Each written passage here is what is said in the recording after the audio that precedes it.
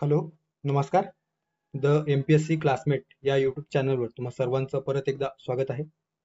MPSC daily PYQs analysis जी काही आपण series बघत आहोत, यामध्ये आपण रोज 10 PYQs जे आयोगाने वेगवेगळ्या परीक्षांमध्ये आतापर्यंत साधारणतः 2023 पर्यंत जे विचारले गेलेले आहे ते आपण या ठिकाणी रोज 10 PYQ डिस्कस करतो आहोत. आणि एकंदरीतच आतापर्यंत म्हणजे साधारणतः 85 डेज पेक्षा जास्त झालेले आहेत. ओके, सो 90 डेज एकंदरीतच आपण जो इनिशिएटिव्ह सुरू करण्यामागचा जो हेतू होता की राज्यसेवा पूर्व परीक्षा किंवा कंबाईन पूर्व परीक्षेच्या अनुषंगाने एकंदरीतच आयोगाचं प्रश्न विचारण्यामागची जी काही काठिण्य पातळी कुठपर्यंत कुठल्या लेवलपर्यंत आयोग प्रश्न विचारतो आहे ते सॉल्व्ह कसं करायचं, त्यानंतर एखादा प्रश्न जर अननोन असेल तर त्याला कशा पद्धतीने टॅकल करायचं, या सगळ्या गोष्टीचा विचार करून आपण ही जी काही सिरीज आहे ते सुरू केलेलं होतं. ओके, सो 90 डेज प्रोग्राम अशा पद्धतीने आपण हे या सिरीजला दिलेलं आहे. सो त्यापैकी 87 डेज या सिरीजला आता या लेक्चर नंतर कम्प्लीट होणार आहे. ओके, सो प्रत्येक विषयाचे साधारणतः 15-15 लेक्चर आपण या ठिकाणी डिस्कस करण्याचा प्रयत्न केलेलो आहोत.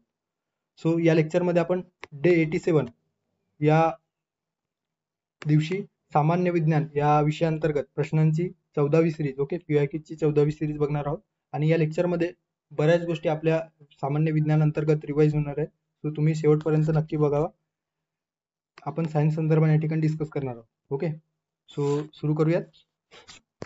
आता जो पहिला या ठिकाणी प्रश्न विचारण्यात आलेला आहे तो एकंदरीतच जे काही आपल्या मानवी शरीरामध्ये व्हाईट ब्लड सेल असतात त्याला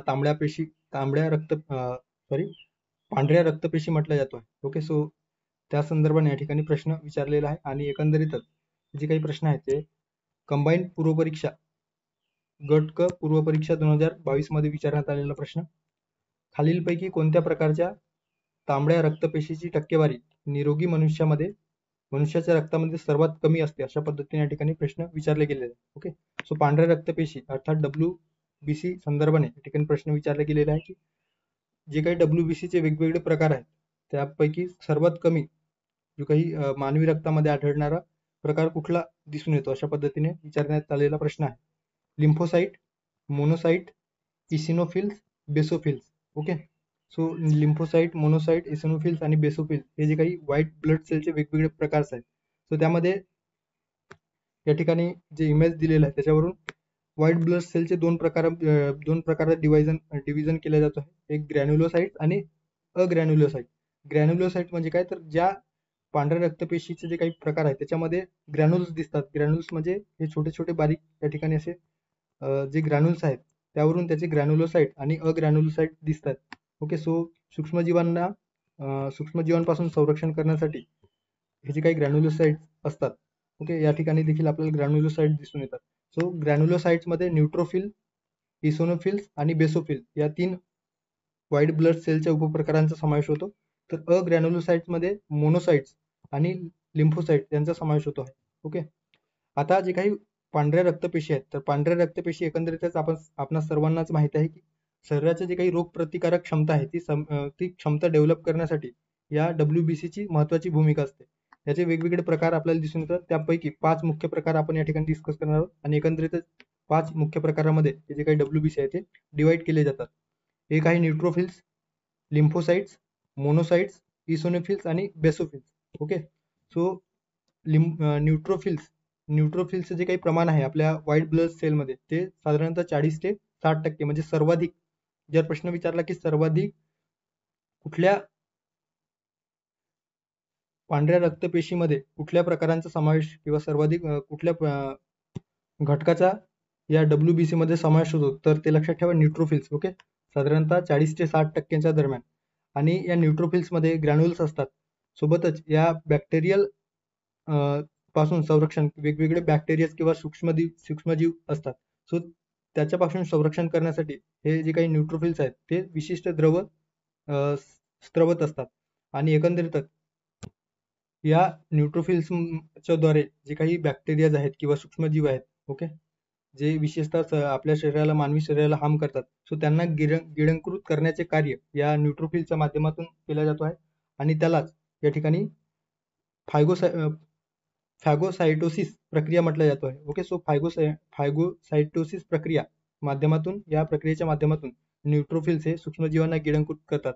सोबतच जे काही अग्रेन्युलोसाइट्स मधील मोनोसाइट्स हे पेशी आहेत ते देखील सूक्ष्मजीवांना गिळंकृत करण्याचे कार्य करत असतात. ओके, त्यानंतर आहे लिम्फोसाइट. लिम्फोसाइटचे एकंदरीत प्रमाण जर बघितलं तर 20 ते 40% प्रमाण आपल्याला व्हाईट ब्लड सेल मध्ये दिसून येतो. त्यानंतर आहे मोनोसाइट्स. 2 ते 8% दरम्यान या मोनोसाइटचा एकंदरीतच आपल्याला जे काही WBC मध्ये प्रमाण आहे ते दिसून येतो. जे काही मोठ्या जखमा आहेत त्या जखमा जे काही त्या ठिकाणी जर जखम झालेल्या ठिकाणी जर काही उपद्रवी सूक्ष्मजीव हल्ला करत असेल सो अशा वेळेस त्या जखमेची सफाई करण्याचे कार्य या मोनोसाइटच्या माध्यमातून केले जातं. त्यानंतर इसिनोफिल्स. ओके, सो इसिनोफिल्सचे प्रमाण व्हाईट ब्लड सेलमध्ये 1 ते 4% असतो.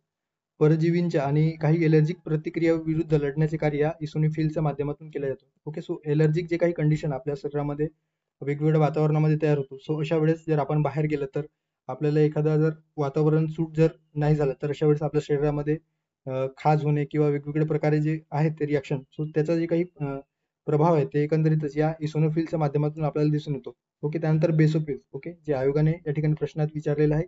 सो याच्या जे काही व्हाईट ब्लड सेल मध्ये सर्वात कमी प्रमाण दिसून येतो 0.5 ते 1% दरम्यान या बेसोफिल्सचं प्रमाण किंवा बेसोफिल्स या उपप्रकारात जे व्हाईट ब्लड सेलचे उपप्रकार आहेत त्याचं प्रमाण आपल्या मानवी शरीरामध्ये दिसून येत आहे. ओके, सो या ठिकाणी कार्य देखील दिलेलं आहे. यामध्ये रक्तपेशी, पांढऱ्या रक्तपेशींचे मुख्य कार्य काय आहे तर रोगप्रतिकारक क्षमता वाढवणे, त्यानंतर आहे संक्रमणापासून शरीराचे संरक्षण करणे, मृत पेशी आणि जंतूंचे नाश करणे आणि एलर्जिक प्रतिक्रिया व्यवस्थापित करणे अशा पद्धतीने या व्हाईट ब्लड सेलचे कार्य आपल्याला एकत्रित दिसून येतो. सोबतच मणक्यांमध्ये आता हे जे काही व्हाईट ब्लड सेल आहे कुठे तयार होतो तर बोन मॅरो मध्ये तयार होत असतात. ओके, सो त्याला ल्युकोसाइट देखील म्हटलं जात आहे. ओके, सो बोन मॅरो मध्ये तयार होतात आणि व्हाईट ब्लड सेलला ल्युकोसाइट्स सेल्स म्हणून ओळखले जातं. ओके, सो हे जे काही वेगवेगळे प्रकार आहेत ते आपल्याला माहिती असणे अपेक्षित आहे.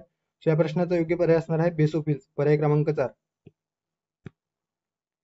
त्यानंतरचा प्रश्न आहे एकंदरीतच या ठिकाणी कंबाईंड गट क पूर्व परीक्षा 2019 मध्ये विचारण्यात आलेला प्रश्न आणि राज्यसेवा असेल, कंबाईंड गट ब असेल किंवा गट क असेल या टॉपिकवर 100% आयोग प्रश्न विचारतो आहे. ओके, सो जे काही DNA, RNA, त्यानंतर प्रोटीन सिंथेसिस वगैरे जे प्रकार आहेत, ओके, पेशी, सेल डिव्हिजन याच्यावर 100% हमखास किमान एक तरी प्रश्न कुठल्या ना कुठल्या एक्झाम मध्ये असतो. ओके, त्या ठिकाणी डीऑक्सीरायबोज न्यूक्लिक ऍसिड संदर्भाने प्रश्न विचारला गेलेला आहे.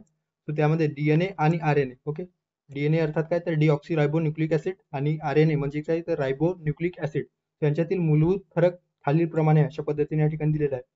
तो आपल्याला या दोन्हींमध्ये फरक आयडेंटिफाय करायचा आहे. पर्याय अ मध्ये 1 मध्ये दिलेला आहे शर्करेचा आणि नायट्रोबेसचा सार. ओके, त्यानंतर आहे शर्करेचा आणि फॉस्फोरिक आम्लाचा प्रकार. तिसरा पर्याय दिलेला आहे क्षार अर्थात नायट्रोबेसचा प्रकार आणि फॉस्फोरिक आम्लाचा प्रकार. आणि चौथा पर्याय दिलेला आहे शर्करेचा प्रकार, त्यानंतर आहे नायट्रोबेसचा प्रकार ज्याला क्षार म्हटला जातो आहे आणि त्यातील धाग्यांची संख्या. ओके, सो कुठला पर्याय या ठिकाणी योग्य असणार आहे. आता या ठिकाणी जे काही DNA व RNA संदर्भांचे मूलभूत फरक दिलेले आहेत त्याविषयी आपल्याला माहिती असणे अपेक्षित आहे. जे काही इमेजेस आहेत ते आपल्या टेलिग्राम चॅनलवर या ठिकाणी देखील पोस्ट केलेलं आहे आणि त्या ठिकाणी आपण जे महत्वाचे येणाऱ्या पूर्वपरीक्षेसाठी आहेत, आयदर ते राज्यसेवा पूर्व परीक्षा असेल किंवा कंबाईंड पूर्व परीक्षा असेल, त्या ठिकाणी महत्वाचे नोट्स किंवा महत्वाचे जे काही एकंदरीत परीक्षाभिमुख जी माहिती आहे ते आपण त्या ठिकाणी पोस्ट करत असतो. ओके, सो टेलिग्राम चॅनल नक्की जॉईन करा. आता या ठिकाणी जे DNA व RNA मधील फरक दिलेला आहे तर सर्वात आधी त्याची जे काही श्रेणी आहे, श्रेणी अर्थात काय तर त्यांचा धागा कशा पद्धतीने ते स्ट्रक्चर असतो. ओके, सो या ठिकाणी इमेजच्या सहाय्याने बघू मग आपण माहितीकडे जाऊया. सो या ठिकाणी जे काही DNA चा जो काही धागा आहे तो DNA मध्ये आपल्याला डबल हेलिक्सने अशा पद्धतीने हे जे काही धागा आहेत ते 2 दुहेरी स्वरूपात गुंडाळलेले असतात. ओके, आणि जर RNA मध्ये RNA चा विचार केला तर हे जे काही DNA चा जो धागा आहे तो एकेरी स्वरूपाचा असतो. ओके, तो हा एक मूलभूत फरक अर्थात आपल्याला त्यातील धाग्यांची संख्या याचा विचार करावा लागणार आहे फरक म्हणजे फरक आयडेंटिफाय करताना. ओके, सो धाग्यांची संख्या. त्यानंतर आहे शर्करा. शर्करा म्हणजे काय तर जे एकंदरीतच शुगरचा जो काही अर्थात शर्करेचा जो बेस आहे तो कशा पद्धतीने डिवायडेशन करण्यात आलेला आहे. सो शर्करेमध्ये या ठिकाणी दुहेरी किंवा डीऑक्सीरायबोज एकंदरीत आपल्याला न्यूक्लिक ऍसिड दिसून येतो, त्यामध्ये रायबोज न्यूक्लिक ऍसिड दिसून येतो. ओके, सो या ठिकाणी डीऑक्सीरायबोज 2 जे काही रायबोजचे प्रकार आहेत ते या ठिकाणी DNA मध्ये दिसून येतात म्हणून त्याला डीऑक्सीरायबोज म्हटला जातो आहे आणि या ठिकाणी फक्त एकच रायबोजचा प्रकार आपल्याला दिसून येतो. सो त्याला रायबोज न्यूक्लिक ऍसिड म्हटलं जातो आहे. सो सरकारीचा प्रकार देखील या जे काही मूलभूत फरक आहे त्यामध्ये आपण डिवायडेशन करू शकतो. ओके, त्यानंतर आहे नायट्रोजन बेसचा प्रकार, अर्थात त्याला क्षार म्हटला जातो आहे. ओके, सो त्यामध्ये जर आपण बघितलं तर जे काही डीएनए आहे, डीएनए मध्ये काय दिसून येतं तर ऍडेनिन, त्यानंतर आहे guanine. Okay, so adenine, guanine, thymine आणि सायटोसिन. ओके, सो हे जे काही 4 प्रकार आहेत, सो हे नायट्रोजनचे प्रकार म्हणून आपण या ठिकाणी कन्सिडर करू शकतो. सो लक्षात ठेवा, ऍडेनिन, ग्वानिन, थायमिन आणि सायटोसिन. ओके, आणि जर आरएनए मध्ये विचार केला तर नायट्रोजन कुठला असतो, नायट्रोजन बेस, तर ऍडेनिन, ग्वानिन, सायटोसिन आणि युरेसिल. ओके, सो थायमिनच्या जागी या ठिकाणी थायमिनच्या जागी आरएनए मध्ये युरेसिल असतो. डीएनए मध्ये थायमिन असतो तर आरएनए मध्ये युरेसिल असतो. ओके, हे जे काही मूलभूत फरक आहे ते लक्षात ठेवा.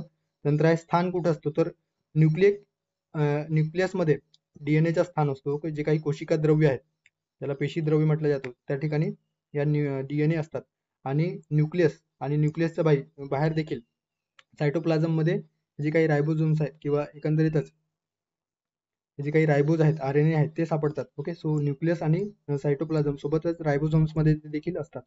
नंतर मिटोकॉन्ड्रिया आणि क्लोरोप्लास्ट मध्ये देखील डीएनए आहेत ते सापडतात. ओके, सो एकंदरीत स्थान या ठिकाणी दिलेलं आहे. नंतर आहे कार्य काय आहे तर अनुवांशिक माहिती, जे काही जेनेटिक इन्फॉर्मेशन आहे ते संचयित करण्याचे कार्य या डीएनएच्या माध्यमातून केलं जात आहे.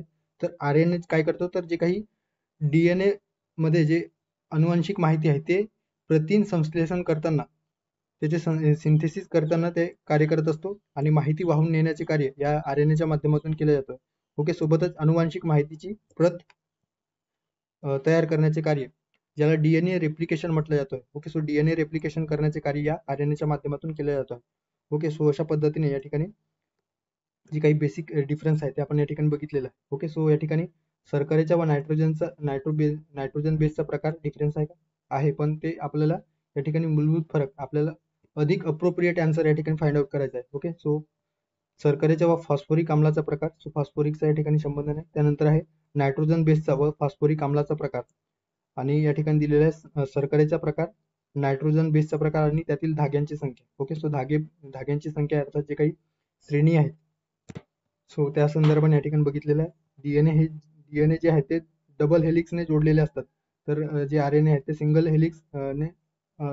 हेलिक्स अशा पद्धतीचे ते धागे तयार झाल्याचे आपल्याला दिसून येतो. ओके, सो या ठिकाणी धाग्यांची संख्या, नायट्रोजन बेसचा प्रकार, ओके, आणि शर्करेचा प्रकार. सो पर्याय क्रमांक 4 या प्रश्नाचं योग्य पर्याय असणार आहे. ओके, त्यानंतरचा प्रश्न आहे एकंदरीतच नत्र स्थिरीकरण, ज्याला नायट्रोजन फिक्सेशन म्हटलं गेलेलं आहे. तर त्या संदर्भाने ESO पूर्व परीक्षा 2014 मध्ये विचारण्यात आलेला प्रश्न आणि यावर फ्रिक्वेंटली दरवर्षी किमान एकतरी प्रश्न नायट्रोजन स्थिरीकरणावर असतो. ओके, सो त्यामुळे जे काही त्याविषयी जे काही इत्यंभूत माहिती आहे सो ते आपल्याला असणं गरजेचं आहे. कोणते निळे हिरवे शैवाल, अर्थात त्याला ब्लू ग्रीन अल्गे म्हटलं जातो, सो वातावरणातील नत्र वायूचे स्थिरीकरण करते. जे काही वातावरणामध्ये नायट्रोजन आहे तर नायट्रोजनचे फिक्सेशन करण्याचे कार्य कोणत्या ब्लू ग्रीन अल्गेच्या माध्यमातून होत आहे, ज्यामुळे भात शेतीची सुपीकता वाढते आहे. ओके, अशा पद्धतीने या ठिकाणी प्रश्न विचारला गेलेला आहे. क्रेकोकस, त्यानंतर आहे ग्लिओकॅप्सा, नॉस्टॉक आणि केमिओसायफॉन. ओके, सो केमिओसायफॉन, नॉस्टॉक, ग्लिओकॅप्सा आणि क्रेकोकस. सो कुठल्या निळे हिरवे शैवाल नत्रवायूचे स्थिरीकरण करतो आहे. सो या ठिकाणी निळे हिरवे शैवाल संदर्भात दिलेला आहे. सो त्यापूर्वी आपण बघणार आहोत. आता जे काही नायट्रोजन फिक्सर आहेत ते नायट्रोजन फिक्सर मध्ये बॅक्टेरियाच्या माध्यमातून नायट्रोजनचे फिक्सेशन केलं जातं. ओके, त्यामध्ये रायबोझोम्स असतील, फँकिया असेल, ॲझोडोबॅक्टर असतील, त्यानंतर मायक्रोबॅक्टेरियम असतील, ॲझोस्पिरिलम असेल, बॅसिलस असेल, सो इत्यादी बॅक्टेरियाच्या माध्यमातून ते कधी सिम्बायोटिक रिलेशनशिपच्या माध्यमातून नायट्रोजन फिक्सेशन करत असतात, तर कधी मोनो प्रकारे अर्थात सिंगली ते नायट्रोजन फिक्सेशन घडवून आणण्याचे कार्य करत असतात.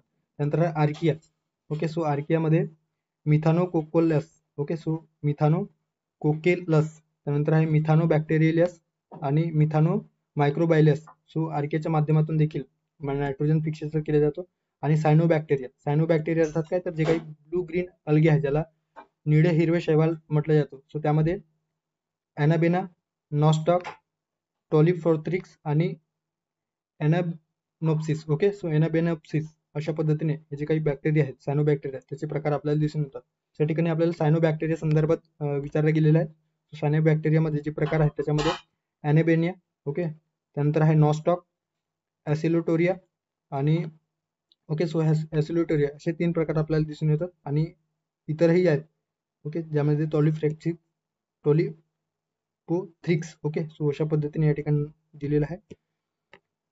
आता पर्यायामध्ये जर आपण बघितलं तर ट्रेकोकॉस, त्यानंतर आहे ग्लिओकॅप्सा, नॉस्टॉक आणि केमिओसायफॉन. सो या ठिकाणी जे काही ब्लू ग्रीन अल्गे आहेत त्याचे जे काही प्रकार बघितले तर नॉस्टॉक या ठिकाणी अप्रोप्रिएट आन्सर असणार आहे. ओके, सो पर्याय क्रमांक 3 या प्रश्नाचा योग्य पर्याय असणार आहे. आता जे काही ब्लू ग्रीन अल्गे आहेत ज्याला सायनोबॅक्टेरिया देखील म्हटलं जातो आहे. ओके, सो सायनोबॅक्टेरिया नायट्रोजन स्थिरीकरणामध्ये महत्वाची भूमिका जे काही सायनोबॅक्टेरिया आहेत ते बजावत असतात. वातावरणातील जे काही नायट्रोजन आहे ते नायट्रोजनचे रूपांतर संयुगाच्या स्वरूपामध्ये करून जमिनीतील जमिनीतील जे काही वनस्पती आहेत किंवा प्लांट्स आहेत त्यांच्या उपयोगासाठी उपलब्ध करून देण्याचे कार्य या सायनोबॅक्टेरियाच्या माध्यमातून होत असतो. ओके, आता यामध्ये हरितद्रव्य क्लोरोफिल देखील असतात. फायकोसायनिन जे काही निळ्या रंगाचे पिगमेंट या सायनोबॅक्टेरियामध्ये दिसून येतात. त्याचे वेगवेगळे प्रकार ॲनाबेना, नॉस्टॉक, नंतर ऑसिलेटोरिया, ओके, नंतर टोलिफॉरिक्स अशा पद्धतीने याचे वेगवेगळे प्रकार आहेत. आता जे काही ॲनाबेना किंवा या सायनोबॅक्टेरियामध्ये हेटेरोसिस्ट नावाचे सेल्स आहेत. ओके, सो लक्षात ठेवा, पुढे जर प्रश्न विचारला तर यावर विचारण्याची शक्यता आहे. हेटेरोसिस्ट नावाचे सेल काय करतो तर एक सायनोबॅक्टेरियाचे महत्वाचे घटक म्हणून हे कार्य करत असतात आणि नायट्रोजन स्थिरीकरणासाठी अपरिहार्य घटक म्हणून या हेटेरोसिस्ट सेलकडे बघितल्या जातात. ओके, सो पर्याय क्रमांक 3 या प्रश्नाचं योग्य पर्याय असणार आहे नॉस्टॉक. त्यानंतरचा प्रश्न आहे कंबाईन गट ब गट क पूर्वपरीक्षा 2023. ओके, सो अलीकडे 2023 मध्ये कंबाईनच्या पूर्वपरीक्षेत विचारलेला प्रश्न. ॲस्पिरिनचे रासायनिक नाव काय आहे अशा पद्धतीने प्रश्न विचारला गेलेला आहे. O acetyl salicylic acid. Okay, त्यानंतर आहे ethyl salicylic acid, methyl salicylic acid ही बेन्झोफिल सॅलिसिलिक ॲसिड. सो जी काही ॲस्पिरिन आहेत ते ॲस्पिरिनचे रासायनिक नाव काय अशा पद्धतीने या ठिकाणी दिलेलं आहे. ओके, सो लक्षात घ्या, जी काही ॲस्पिरिन आहे ॲस्पिरिनचे रासायनिक नाव काय आहे तर एसिटॉयलॅसिसॅलिसिक ॲसिड. ओके, सो प्रोनाऊन्सिएशन काय आहे तुम्ही तुमच्या पद्धतीने करू शकता. ओके, सो ॲसिटाइल सॅलिसिक ॲसिड या पद्धतीने किंवा या अशा या ॲस्पिरिनचे रासायनिक नाव किंवा रासायनिक जे काही टर्म्स आहेत ते या ॲस्पिरिनला दिल्या गेलेलं आहे. ओके, सो या ठिकाणी पर्याय क्रमांक आपण जर बघितलं तर पर्याय क्रमांक 1 मध्येच ॲसिटिल सॅलिसिलिक ॲसिड म्हणून या ॲस्पिरिनकडे बघितलं जातं. ओके, सो पर्याय क्रमांक 1 या प्रश्नाचा योग्य पर्याय असणार आहे. आता याचे कार्य काय आहे तर सामान्यतः जे काही औषध तयार करण्यासाठी या ॲस्पिरिनचा वापर केला जातो. वेदना निवारक, ताप कमी करण्यासाठी, सूज कमी करण्यासाठी. ओके, सो या ॲस्पिरिनचा किंवा ॲस्पिरिन जे काही केमिकल आहे त्याचा वापर केला जातो. ओके, सो त्याचे रासायनिक सूत्र या ठिकाणी दिलेलं आहे C9H8O4. ओके, सो हे जे काही रासायनिक सूत्र आहे ते दिलेलं आहे. त्यानंतर या ठिकाणी इतर पर्याय दिलेले आहेत. त्या इतर पर्याय विषयी देखील या ठिकाणी इन्फॉर्मेशन दिलेलं आहे. Ethyl salicylic acid, methyl salicylic acid आणि benzoyl salicylic acid. So ethyl salicylic ॲसिडला काय म्हटलं गेलेलं आहे तर याचे जे काही रासायनिक सूत्र आहे त्या ठिकाणी बघू शकता. गंधक संयुग्य. ओके, जे काही फॉस्फरस आहे ते फॉस्फरसचा एक प्रकार आहे या आणि विशेषतः याचा वापर कशासाठी केला जातो तर जे काही सुगंधित द्रव्य आहेत, ओके, फ्रेग्रन्स वगैरे आहेत त्यामध्ये याचा वापर केला जातो. स्वादिष्ट द्रवामध्ये देखील किंवा स्वादिष्ट द्रव म्हणून देखील केला जातो. एखाद्या फूड कंपाऊंडमध्ये एथिल सॅलिसिलिक ॲसिड त्यामध्ये फ्लेवर म्हणून त्याचा उपयोग केला जातो आहे. ओके, सो अन्न पदार्थामध्ये गंधक जोडण्यासाठी याचा वापर केला जातो. त्यानंतर मिथिल सॅलिसिलिक ॲसिड ज्याला विंटर ग्रीन ऑइल म्हटलं जातं. ओके, सो लक्षात ठेवा, विंटर ग्रीन ऑइल कोणत्या केमिकलला किंवा कोणत्या घटकाला म्हटलं जातो तर लक्षात ठेवा methyl salicylic acid. Okay, so winter green oil म्हटलं जातो आहे. वेदनानाशक मलम म्हणून त्याचा वापर केला जातो. बाम किंवा मसाज तेलमध्ये त्याचा वापर केला जातो आहे. त्यानंतर आहे बेन्झोसॅलिसिलिक ॲसिड, इस्टर संयुग म्हणून काम करत असतो आणि अत्तर जे काही सुगंधी द्रव्य आहे त्यामध्ये त्याचा वापर केला जातो. सोबत क्रीम, वेगवेगळ्या क्रीम जे काही फेशियल क्रीम्स असतात त्याच्यामध्ये त्याचा वापर केला जातो. ओके, त्या ठिकाणी या प्रश्नाचा योग्य पर्याय असणार आहे पर्याय क्रमांक एक ऍसिटिल सॅलिसिलिक ऍसिड. पुढे जाऊया. पुढचा जो प्रश्न आहे तो एकंदरीतच एनिमल क्लासिफिकेशन संदर्भाने जे वेगवेगळे आपण फायलम बघतो त्या संदर्भाने या ठिकाणी परत 2023 मध्ये कंबाईन गट ब गट क पूर्वपरीक्षेत विचारण्यात आलेला प्रश्न. साधारणपणे पोरीफेरामध्ये गॅमेट कशामुळे तयार होते अशा पद्धतीने या ठिकाणी प्रश्न विचारण्यात आलेला आहे. कोयानोसाइट्स, आर्किओसाइट्स, मायोसाइट्स, पिनॅकोसाइट्स. सो जे काही गॅमेट्स आहेत, सो गॅमेट्स कशा पद्धतीने तयार होतो अशा एकंदरीत या ठिकाणी प्रश्न विचारण्यात आलेला आहे. ओके, सो पोरीफेरा संदर्भाने या ठिकाणी बोलला जातो आहे. सो जे काही लैंगिक प्रजननातून जे गॅमेट तयार होतात ते गॅमेट कशामुळे तयार होतो अशा एकंदरीत प्रश्न या ठिकाणी विचारण्यात आलेला आहे. ओके, सो या ठिकाणी जे काही संघ पोरीफेरा आहे त्या पोरीफेरा संदर्भाने इन्फॉर्मेशन दिलेलं आहे.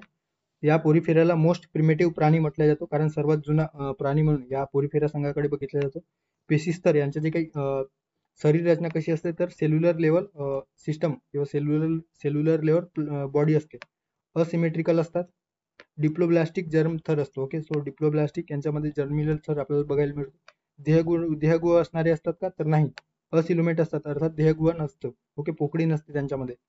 प्रजनन दोन्ही पद्धतीने केला जातो, अलैंगिक पद्धतीने आणि लैंगिक पद्धतीने. ओके, सो अलैंगिक पद्धतीने म्हणजे काय तर फ्रॅगमेंटेशनच्या माध्यमातून किंवा बडिंगच्या माध्यमातून जे काही पोरीफेरा संघातील जे ऑर्गॅनिझम आहे ते फ्रॅगमेंटेशन किंवा बडिंगच्या माध्यमातून त्यांच्यामध्ये प्रजनन होऊ शकतो. ओके, सो रिप्रोड्यूस होऊ शकतात आणि लैंगिक पद्धतीने होऊ शकतात आणि ते बायोसेक्शुअल असतात. ओके, सो जे काही जनन पेशी आहेत ते नर आणि मादीचे एकाच याच्यामध्ये असतात. ओके, सो त्याला बायोसेक्शुअल म्हटलं गेलेलं आहे. सो या ठिकाणी लैंगिक पद्धतीने होतो आणि लैंगिक पद्धतीने जेव्हा प्रजनन होतो तर त्यामध्ये जे काही पेशी आहेत त्यामध्ये गॅमेट्स तयार करताना स्पंजमध्ये विशेषतः कोएनोसाइट्स, ओके, ज्याला कॉलर सेल्स मधून शुक्राणू तयार करतात स्पंजमध्ये, आणि जे काही एग्स आहेत ते एग्स कशामधून तयार होतो तर अमेबोसाइट्स. ओके, सो अमेबोसाइट्स किंवा आर्किओसाइट्स या दोन पेशीतून ते जे काही एग्स आहेत आणि स्पर्म्स आहेत ते स्पर्म्स हे कोएनोसाइट्स मधून तर एग्स हे आर्किओसाइट्स मधून तयार होत असतात आणि अशा पद्धतीने गॅमेट्स तयार होत असतात. आणि तेच या ठिकाणी विचारलेलं आहे की पोरीफेरामध्ये गॅमेट्स कशामुळे तयार होतो. सो या ठिकाणी कोएनोसाइट्स, आर्किओसाइट्स, मायोसाइट्स आणि पिनॅकोसाइट्स. सो आर्किओसाइट्स, ओके, सो आर्किओसाइट्स या प्रश्नाचे योग्य पर्याय असणार आहे. आर्किओसाइट्समुळे जे काही गॅमेट्स आहेत ते तयार होत असतात. ओके, सो पर्याय क्रमांक 2 या प्रश्नाचा योग्य पर्याय असणार आहे. आता पोरीफेरा अंतर्गत जे काही प्राणी आहेत त्यामध्ये सायकन आहेत, स्पॉन्जिला आहे, युस्पॉन्जिया यांचा समावेश होतो. त्यामध्ये larval stage, okay, so larval स्टेजच्या अलीकडे एनिमल क्लासिफिकेशन करताना त्यांचे वेगवेगळे जे काही लार्वल स्टेज आहेत ते विचारलं जातं. लार्वल स्टेज म्हणजे काय तर त्यांचा जो काही विकास आहे ते एकंदरीतच एखादा ऑर्गॅनिझम जन्माला आल्याच्या नंतर त्याचा जे काही विकास आहे तो कशा पद्धतीने होतोय. ओके, सो ते आपल्या जे काही माता पित्यांप्रमाणे दिसतात की त्याचा जो काही स्वरूप आहे तो वेगळा असतो. ओके, जर तुम्ही लार्वल स्टेज म्हणजे काय तर थोडक्यात जे काही बेडूक आहेत तर बेडूकचे जेव्हा रिप्रोड्यूस होतो. ओके, सो रिप्रोडक्शन प्रणालीतून ते बेडूक जेव्हा नवीन जे बेडूक आहे ते तयार होतो तर ते माशाप्रमाणे दिसत असतो, मात्र ऍक्च्युअल मध्ये ते मासे नसतात. ओके, तर भविष्यात त्यानंतर त्याच्यामध्ये जे काही डेव्हलपमेंट होऊन ते ऍक्च्युअल बेडकासारखे दिसतात. सो सुरुवातीला कशा असतात आणि त्यानंतर त्यांच्यामध्ये जे काही विकास आहे विकासाची प्रक्रियेतून ते कशा पद्धतीने डेव्हलप होतात त्यालाच आपण या ठिकाणी लार्वल स्टेज म्हणतो आहोत. ओके, त्या ठिकाणी लार्वल स्टेज दोन प्रकारे दिसून येतात पोरीफेरामध्ये, कायमा, ओके, सो कायमुला आणि अँफिब्लास्टुला. ओके, सो असे दोन जे काही लार्वल स्टेज आहेत ते लार्वल स्टेज या प्राणी संघात दिसून येतात. ओके, सो ते देखील लक्षात ठेवा. त्यानंतरचा प्रश्न, आता या ठिकाणी जे प्रश्न विचारण्यात आलेले आहे ते राज्यसेवा पूर्वपरीक्षा 2018 मध्ये विचारण्यात आलेला प्रश्न आहे. अस्थिसंस्था, ओके, जे काही स्केलेटल सिस्टम आहे त्यावर प्रश्न विचारण्यात आलेला आहे. स्केलेटल सिस्टम हे खालीलपैकी कोणते कार्य करते असा एकंदरीत प्रश्न या ठिकाणी विचारण्यात आलेला आहे. संरक्षण, रक्त उत्पादन, हालचाल सुलभता, नंतर रुधिर जनन, क्षारांचे संवर्धन किंवा साठा करण्याचे कार्य. सो कुठला कार्य या अस्थिसंस्थेच्या माध्यमातून केलं जातं. ओके, सो अस्थिसंस्था ज्याला कंकाल प्रणाली किंवा स्केलेटल सिस्टम देखील म्हटलं जातं. सो या ठिकाणी जे काही अस्थिसंस्थेच्या माध्यमातून वेगवेगळे कार्य केले जातो. सो आधार म्हणजे काय संरक्षण करण्याचे कार्य ओके, हालचालची सुलभता म्हणजे शरीराची जी काही संरचनात्मक आधार प्रदान करण्याचे कार्य या अस्थिसंस्थेच्या माध्यमातून होतो आहे. ओके, जे वेगवेगळे टिश्यू आहेत किंवा अवयव आहेत त्यांचे रक्षण करण्याचे कार्य या स्केलेटल सिस्टमच्या माध्यमातून होतो, संरक्षण होतो आहे. ओके, जे काही महत्वपूर्ण हाडे आहेत ते आपल्या शरीराला संरक्षण प्रदान करतात. ओके, मेंदूचे संरक्षण असतील, बरगडीचा पिंजरा हृदय आणि फुफ्फुसांचे संरक्षण करतो. सो अशा पद्धतीने जे काही हाडे आहेत ते आपल्या शरीरातील जे काही वेगवेगळे अवयव आहेत ते संरक्षण करण्याचे कार्य करत असतात. हालचाल, ओके, एकंदरीत आपण चालतो आहोत, बोलतो आहोत, सो ते देखील हालचालचे एकंदरीत घडवून आणण्याचे कार्य या अस्थिसंस्थेच्या माध्यमातून होतो. रक्तपेशी उत्पादन, ओके, जे काही रक्तपेशी उत्पादन आहे ते एकंदरीत लाल रक्तपेशी अस्थिमज्जामध्ये अर्थात जे काही बोन मॅरो मध्ये, सो ते बोन मॅरोला संरक्षण प्रदान करण्याचे कार्य हे करत असतात. ओके, सो अस्थिसंस्थेमध्ये ते बोन मॅरो प्रेझेंट असते, त्यामुळे रक्तपेशी उत्पादनामध्ये अर्थात या ठिकाणी रक्त उत्पादन दिलेलं आहे ते त्याचे कार्य या एकंदरीतच अस्थिसंस्थेच्या माध्यमातून होतो आहे. ओके, त्यानंतर आहे खनिजाची साठवण, जे काही क्षारांचे किंवा खनिजांची साठवण देखील होत आहे.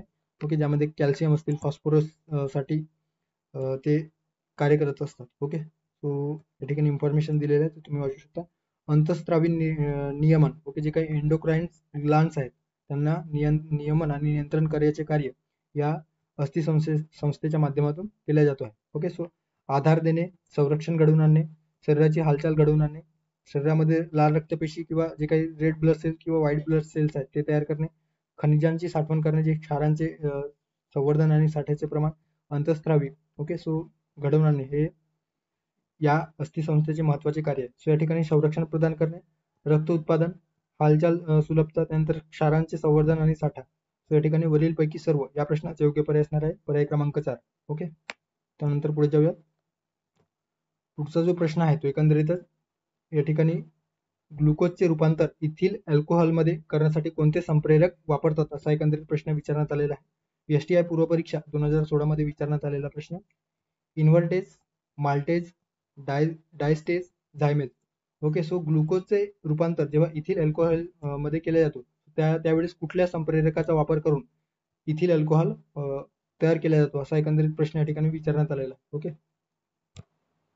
सो आपण जेव्हा वनस्पती श्वसन ज्याला रेस्पिरेशन इन प्लांट्स हे जे काही प्रकरण आहे ते अभ्यासत असताना जी काही ग्लुकोज, ओके, सो ग्लुकोजच्या माध्यमातून जे प्लांट्स मध्ये रेस्पिरेशन घडवून आणलं जातो, सो त्या अनुषंगाने जर त्या ग्लुकोजमध्ये किंवा ग्लुकोजचे ग्लायकोलिसिस प्रक्रियेतून पायरुट्स मध्ये रूपांतर केले जातो आणि पायरुट्सच्या माध्यमातून आणि पायरुट्स जेव्हा जर ऑक्सिजन प्रेझेंट असेल, ओके, वातावरणामध्ये जर ऑक्सिजन किंवा प्लांट्स मध्ये ऑक्सिजन प्रेझेंटच्या माध्यमातून जेव्हा त्या ठिकाणी रेस्पिरेशन घडून येतं तर ते एरोबिक रेस्पिरेशन असतो आणि त्यासाठी ऑक्सिजनची गरज असते. ओके, प्लांटच्या बाबतीत आपण बोलतो आहोत. आणि जर ऑक्सिजन अब्सेंट असेल तर एखाद्या सिच्युएशन मध्ये, ओके, ऑक्सिजन अब्सेंट आहे, सो अशा वेळेस त्या ग्लुकोजचे रूपांतर इथेनॉल आणि लॅक्टोज मध्ये फर्मेंटेशन प्रक्रियेच्या माध्यमातून त्या ठिकाणी जी काही इथेनॉल किंवा लॅक्टोज आम्ल एकंदरीतच ईस्ट वगैरे तयार करण्याचे कार्य या फर्मेंटेशनच्या माध्यमातून केले जातो. ओके, सो ऑक्सिजन अब्सेंट असताना जी काही फर्मेंटेशनची प्रोसेस आहे ती होत असते. ओके, सो या ठिकाणी हेच दिलेलं आहे ईस्ट फर्मेंटेशन. ओके, ईस्ट कशा पद्धतीने तयार केले जाते, सो ग्लुकोजचे पायरुवेट रूपांतर होतो आणि त्यामध्ये वेगवेगळे जे संप्रेरक आहेत त्या संप्रेरकच्या माध्यमातून सॉस असेल, चीज असेल, योगर्ट्स तयार करणे, बियर तयार करणे असेल, ओके, वाईन असतील, ब्रेड असेल, अशा पद्धतीने या ठिकाणी तयार केले जाते. सो त्याच अनुषंगाने म्हणून या ठिकाणी ग्लुकोजचे रूपांतर जेव्हा इथिल अल्कोहोलमध्ये केले जातो, तो ग्लुकोजचे रूपांतर इथिल अल्कोहोलमध्ये त्या ठिकाणी ऑक्सिजनचा जो काही वापर आहे तो होत नसतो आणि एकंदरीतच जी काही विना ऑक्सी श्वसन करणारे जे जीवाणू आहेत त्यांच्या माध्यमातून ते फर्मेंटेशन प्रोसेस आहे ती घडवून आणली जाते. ओके, सो ज्याला किण्वन प्रक्रिया म्हटलं जात आहे. ओके, सो किण्वन प्रक्रियेच्या माध्यमातून सुरुवातीला सुक्रोज, ओके, जे काही सुक्रोज असतात त्या सुक्रोजचे ग्लुकोजमध्ये रूपांतर करण्याचे जे काही कार्य आहे ते या इन्व्हर्टेज प्रक्रियेमध्ये होत असतो. ओके, या ठिकाणी दिलेलं आहे. समजा हे शुगर केन आहे, तो शुगर केनचे इन्व्हर्टेज प्रक्रियेमध्ये रूपांतर होतो आणि त्याचा ग्लुकोजमध्ये इन द सेन्स या इन्व्हर्टेज संप्रेरकाच्या माध्यमातून त्या ग्लुकोजमध्ये त्याचे रूपांतर होत असतो. ओके, आणि त्यानंतर ग्लुकोज मधून जर आपल्याला इथिल अल्कोहोलमध्ये जर रूपांतर करायचे असेल सो त्यावेळेस झायमेज या ग्लुकोजचा झायमेज या एन्झाईमचा वापर करून एकंदरीतच ग्लुकोजचे रूपांतर इथिल अल्कोहोलमध्ये केले जातं. ओके, सो थोडक्यात काय तर शुगर केन असतील किंवा इतर प्लांट्स असतील, सो त्याचा जेव्हा इन्व्हर्टेज प्रक्रियेच्या माध्यमातून किंवा इन्व्हर्टेज संप्रेरकाच्या माध्यमातून ग्लुकोजमध्ये रूपांतर केलं जातं आणि ग्लुकोजचं जर आपल्याला इथिल अल्कोहोलमध्ये रूपांतर करायचे असेल तर अशा वेळेस झायमेज नावाचं संप्रेरक वापरून त्या ठिकाणी इथिल अल्कोहोलमध्ये रूपांतर केलं जातं. ओके, सो या ठिकाणी योग्य पर्याय असणार आहे पर्याय क्रमांक 4 झायमेज. ओके, पर्याय क्रमांक 4 या प्रश्नाचा योग्य पर्याय असणार आहे. ओके, बाकी या ठिकाणी इन्फॉर्मेशन दिलेलं आहे, तुम्ही नंतर स्क्रीनशॉट घेऊन वाचू शकता. तो पुढे जाऊया. आता पुढचा जो प्रश्न आहे तो एकंदरीतच फिजिक्स संदर्भात या ठिकाणी प्रश्न विचारण्यात आलेला आहे. कंबाईन गट ब पूर्वपरीक्षा 2021 मध्ये विचारण्यात आलेला प्रश्न. ध्वनीची कमीत कमी श्रवणीय वारंवारता म्हणजे काय? आता वारंवारता म्हणजे काय तर फ्रिक्वेन्सी. ओके, सो फ्रिक्वेन्सी संदर्भात या ठिकाणी बोलला जातो आहे. ओके, सो फ्रिक्वेन्सी म्हणजे वारंवारता. सो ध्वनीची कमीत कमी श्रवणीय वारंवारता म्हणजे काय तर श्रवण क्षमतेची आरंभ तीव्रता. दुसरा पर्याय दिलेला आहे ध्वनी श्रवण क्षमतेची न्यूनतम मर्यादा. नंतर आहे ध्वनी श्रवण क्षमतेची उच्चतम मर्यादा आणि चौथा पर्याय दिलेला आहे वरीलपैकी नाही. तो कुठला पर्याय या ठिकाणी योग्य असणार आहे? सो श्रवण ही मानवी एकंदरीतच श्रवण मर्यादा म्हणजे काय तर मानवी श्रवण शक्तीची मर्यादा. ओके, मानव किती डेसिबल किंवा किती हर्ट्स पर्यंत आवाज ऐकू शकतो अशा पद्धतीने जी काही आपण आपली जी काही श्रवण शक्ती आहे ती ठरलेली आहे. ओके, अस्वस्थतेशिवाय अर्थात जे काही आपल्याला ऐकू येणारी जी काही श्रवण मर्यादा आहे ती 20,000 हर्ट्स ते 20,000 हर्ट्स. ओके, सो आपली जी श्रवण शक्तीची जी मर्यादा आहे आपण किती हर्ट्स आवाज ऐकू शकतो. ओके, सो मर्यादा आहे 20 हर्ट्स ते 20,000 हर्ट्स. ओके, आता मानवी अर्भक जे असतात एकंदरीत 20,000 हर्ट्स पेक्षा जास्त. ओके, सो किंचित जास्त वारंवारता ऐकू शकतो. ओके, हे देखील लक्षात ठेवा. थोडक्यात ध्वनीची कमीत कमी श्रवणीय वारंवारता म्हणजे काय तर ध्वनी श्रवण क्षमतेची न्यूनतम मर्यादा. ओके, तो पर्याय क्रमांक 2 या प्रश्नाचा योग्य पर्याय असणार आहे ध्वनी श्रवण क्षमतेची न्यूनतम मर्यादा. सो इतर इन्फॉर्मेशन या ठिकाणी दिलेलं आहे, सो तुम्ही ते रीड करू शकता. सो पुढे जाऊयात. पुढचा जो प्रश्न आहे तो एकंदरीतच प्रकाश या प्रकरणाअंतर्गत प्रश्न विचारला गेलेला आहे. प्रकाश जेव्हा एका माध्यमातून दुसऱ्या माध्यमात प्रवेश करतो तेव्हा खालीलपैकी प्रकाशाच्या कोणत्या गुणधर्मात बदल होत नाही? कंबाईन गट व गट क मुख्य परीक्षा 2021 मध्ये विचारण्यात आलेला प्रश्न. ओके, तो प्रकाश जेव्हा एका माध्यमातून दुसऱ्या माध्यमात प्रवेश करतो तेव्हा प्रकाशाच्या कोणत्या गुणधर्मात बदल होत नाही असा एकंदरीत प्रश्न विचारण्यात आलेला आहे. वेग, तरंग लांबी, आयाम, वारंवारता. ओके, सो वेग म्हणजे स्पीड, नंतर तरंग लांबी जे वेव्हलेंथ आहे ते. ओके, नंतर आहे वारंवारता फ्रिक्वेन्सी. सो कुठल्या माध्यमामध्ये बदल होत नाही. आता जे काही प्रकाशाचे अपवर्तन, सो जेव्हा एका माध्यमातून प्रकाश दुसऱ्या माध्यमामध्ये प्रवेश करत असतो सो त्याची जी काही प्रकाश किरण आहे ते दुसऱ्या बाजूला किंवा त्याच्या प्रकाश किरणामध्ये जेव्हा बदल होतो तर त्याला प्रकाशाचे अपवर्तन म्हटले जातं. ओके, सो प्रकाशाचे अपवर्तन हे सो या ठिकाणी एक्झाम्पल माध्यमातून या ठिकाणी आपण समजू शकतो. इन्सिडेंट रेज जे आहे तशा पद्धतीने विरळ माध्यमातून जेव्हा घन माध्यमात जेव्हा प्रवेश करत असतात तर तेव्हा त्यांचा जो काही प्रवेशाचा जो काही मार्ग आहे तो थोडक्यात किंचित या ठिकाणी अशा पद्धतीने वाकल्यासारखं किंवा एकंदरीत झुकल्यासारखं आपल्याला दिसून येतो. ओके, सो त्याला प्रकाशाचे अपवर्तन म्हटलं जात आहे. सो प्रकाशाचे जेव्हा अपवर्तन होतो विरळ माध्यमातून घन माध्यमात असेल किंवा घन माध्यमातून विरळ माध्यमात जेव्हा प्रकाश प्रवेश करत असतो तर त्याच्यामध्ये काही बदल होत असतात. तर त्यामध्ये काही कशा पद्धतीने बदल होतात तर प्रकाशाच्या वेगामध्ये त्या ठिकाणी बदल होतो, प्रकाशाची तरंग लांबी बदलते. ओके, मात्र प्रकाशाची वारंवारता याच्यात कुठलाही बदल होत नाही. ओके, सो प्रकाशाच्या वारंवारतेमध्ये अर्थात फ्रिक्वेन्सीमध्ये कुठलाही बदल होत नाही. सो या ठिकाणी तेच विचारलेलं होतं की कुठल्या गुणधर्मात बदल होत नाही. तो पर्याय क्रमांक 4 या प्रश्नाचा योग्य पर्याय असणार आहे वारंवारतेत बदल होत नाही. पुढे जाऊयात. त्यानंतरचा या व्हिडिओतील शेवटचा प्रश्न असणार आहे धातूंमधील विद्युत चालकता कमी ते जास्त क्रमानुसार असते. ओके, डॅश डॅश असते. कंबाईन गट व पूर्वपरीक्षा 2017 मध्ये विचारण्यात आलेला प्रश्न.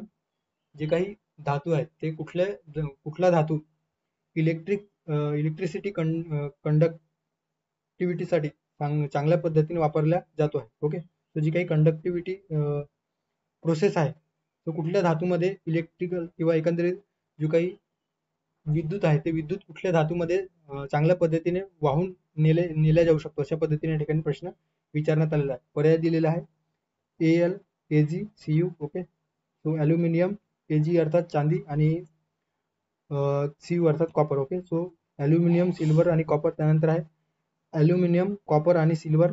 नंतर आहे कॉपर, ॲल्युमिनियम, सिल्वर आणि चौथा पर्याय दिलेला आहे सिल्वर, कॉपर आणि ॲल्युमिनियम. सो कुठला पर्याय या ठिकाणी योग्य असणार आहे?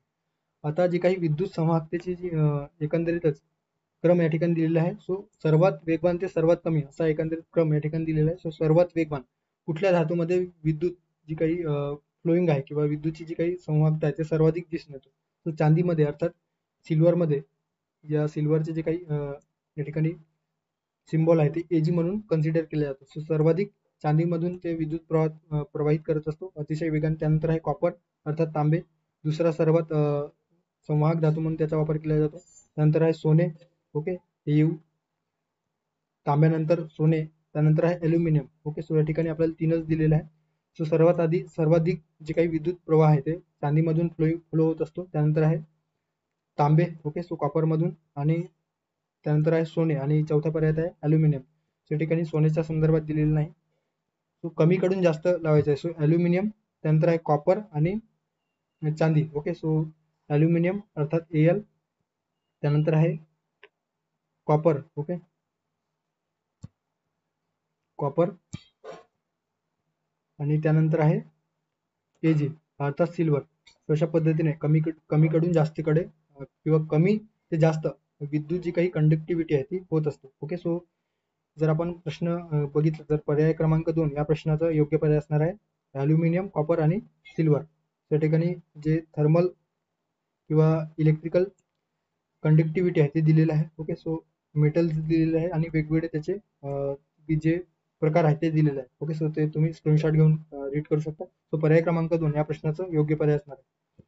सो असे सायन्स संदर्भाने जे 10 प्रश्न या ठिकाणी बघितले ते अतिशय कंबाईंड पूर्व परीक्षा असेल किंवा राज्यसेवा पूर्व परीक्षा असेल त्या अनुषंगाने अतिशय महत्त्वाचे टॉपिक आपण या ठिकाणी एकंदरीतच प्रश्न देखील बघितलेला आहे आणि रिवाईज देखील केलेला आहे.